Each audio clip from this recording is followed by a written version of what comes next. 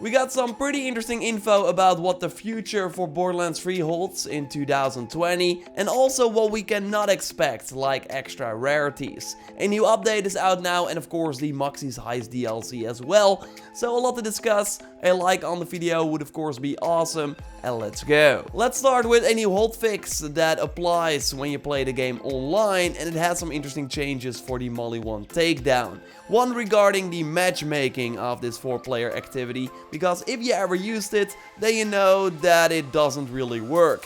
Because you get an error where the host would disconnect or you would just join a team with one person. Well, what they changed is that the matchmaking will now take longer because it will wait for you to have a full party before they send you to the activity. So that's a very welcome change, but Gearbox notes that they will adjust if necessary. If it turns out that the matchmaking may be too long, maybe they will change it. And the takedown is now also the second matchmake option when going to the social menu, like next to campaign. While first it was the vinyl option of the matchmaking menu. We now learned that the Molly 1 Black Site event starts on December 31st until January 16th. And what this means is that the takedown will during that time be balanced to the number of players in your party. So also if you are a solo player. Meaning that it will be way easier to complete. For example, the enemies will have way less health if you are not in a team with 4 players. So again, even if you play solo.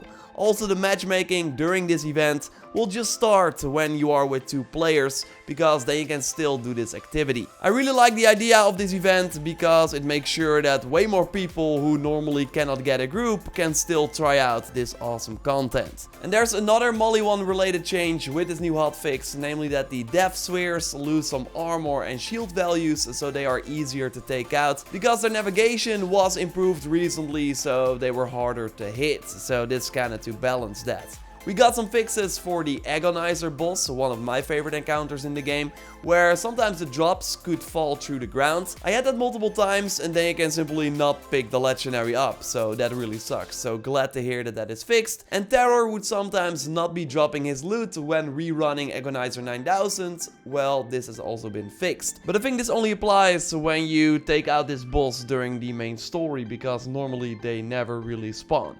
Either way, I will leave a link to the full patch notes in the video description for if you want to read it for yourself. The shift code for today seems to be for 3 golden keys, so nothing really Christmas related, but it's still nice to get 3 golden keys. You see the tweet right here. I will of course post the code in the video description and also the site where you can easily enter it. And as always, in the pinned comment you will find a link to a tweet so you can easily copy the codes for if you are on mobile. So no Christmas event this year like Bloody Harvest, but we will get a new seasonal event likely in January. During the new Borderlands show, so episode 4, it was teased that the episode 5 of the Borderlands show that will air in January will have new info on a new seasonal event. And their goal, like overall, is to have 1 big content drop each month. So very much implying that in January we can expect something like the Bloody Harvest again. They will also announce the 2020 roadmap during that show, but if the recent months are any indication,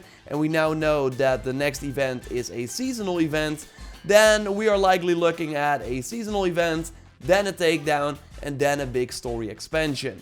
Meaning that we likely get the takedown in February, and then another big story expansion from the season pass in March. And the other expansions should have the same setup as we see with the Handsome Jackpot that releases today. So now Moxie is taking us to this location, and for the other expansions we should also expect a familiar NPC from the main game to take us to a new map and tell us about their past and what this person is up to that we then have to solve in this new DLC. And all these expansions should be in different locations, likely new locations, but could also be on familiar planets from the main game, because during the Borderlands show it was teased that we should totally expect more content on Athenas. And that's great because it's one of the best looking areas that only got 1 region. So a DLC or takedown there, it will happen. Curious to see what they will do. This was the roadmap they shared for this year, so I totally expect something similar during this next Borderlands show,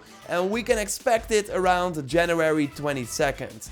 So I would not be surprised if the big January update and also this new seasonal event will launch around that time too. I will of course keep you up to date here, so totally subscribe for everything Borderlands 3 if you haven't already. But okay, we're getting ahead of ourselves. Let's now talk about what they actually said in this Borderlands show and not look like at the next Borderlands show, because there are some interesting takeaways. For example, regarding extra rarities, because in Borderlands 2 we for example had pink and even rainbow this year, while in Borderlands 3 it doesn't go above legendary. And the head of DLC Productions, who was interviewed during this Borderlands show, mentions that this is also not something that is planned for Borderlands 3. They always said that they wanted to support as much build variety as possible in this game, and if you then introduce items that are clearly better than the rest, then everyone will be using those items instead of the rest. So while every post-launch content drop, so one every month, introduces new gear and guns, we should not expect a new rarity.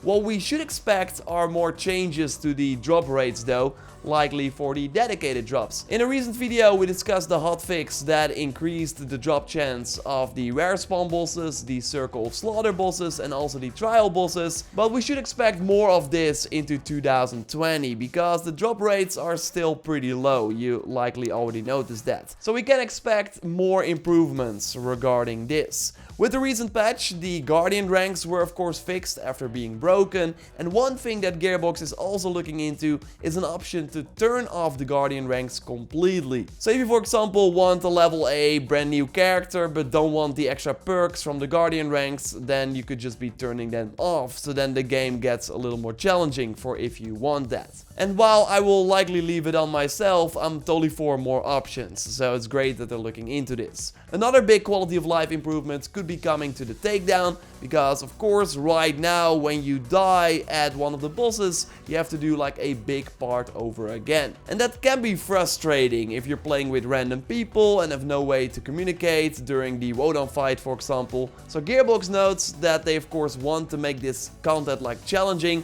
but also agrees that it has to be fun. And they do agree that it's not always fun to replay that part to get to Wotan again. So fingers crossed for extra spawn points before the boss in the future. It's at least something they are looking at, but I don't think we should expect it anytime soon. Right now the Moxie's Heist Season Pass DLC is out. It's $15 or 15 euros, depending of course on your region. If you don't have the Season Pass, DLC should be like 7 hours if you want to do like all the content, but 4 hours for like a main story single playthrough. But there are of course a ton of legendaries to collect and you can play them on different mayhem modes, so it should be pretty big. And if you finished this DLC, then you get the metabolizing Rico shield that has a 50% chance to reflect projectiles while shielded. Pretty sick, but also an 80% chance to reflect projectiles while not shielded, and the capacity is pretty low, so this is really huge. You also have 15% chance to absorb bullets as ammo, and also a 15% chance to drop a health charge that restores 15% of the max health. So yes, the red text saying you wanna live forever is totally correct. And this post is by the way by Katsun Moon on Reddit, who was already able to complete the DLC. You already saw some footage from Dennis, who is playing through the Handsome Jackpot right now. I'll be starting after this video is done, and I really can't wait to check it out because it looks awesome and the new legendaries sound very exciting. So totally subscribe for way more Borderlands 3 coverage of the DLC and beyond. A like on the video would be super appreciated, and let's actually meet up with Dennis now and give away the first legendary that he got in this DLC. He doesn't know it yet, but he will likely be okay with that. You already saw it in the footage, and let's see what it's all about, and not do a golden chest this time, but something else. So let's go. Yo Dennis, how are you liking the DLC so far? You already got an awesome legendary. Yeah, luck has been with me so far, which is a good thing in a casino. But I'm really enjoying it from what I've played so far. I like where the story's going. I like the environments. They're very varied, very cool, very different from what we saw in the main story. So yeah, I'm digging it so far. Yeah, so the idea was to give that gun away that you just got. I hope that you're okay with that. Otherwise... Is it? Well, sure. I'll get a new one in like 5 minutes now. So put your PlayStation Network ID in a comment under the pinned comment under this video for a chance to win, and we will announce the winner in a future video. And the other giveaways should come to an end soon too, so keep it locked for that. And now we want to actually do something else than the golden key, because there's a Blackjack Minigame.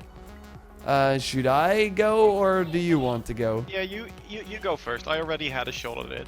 Okay. So I have to pay quite a lot, 34k. Let's see what I got. 18. If I hit again, then I get an extra card, and the chance is very low that it's like a 3, right? You need a 2, a 3, or an ace, I think. I don't know if ace counts as 1. I will just hit, because otherwise I get like something crappy, right? Well, you can get it. I got a legendary at 19, so 18 should probably at least be a purple. So it's not that bad. But I will just see what I want to see what happens. Yeah.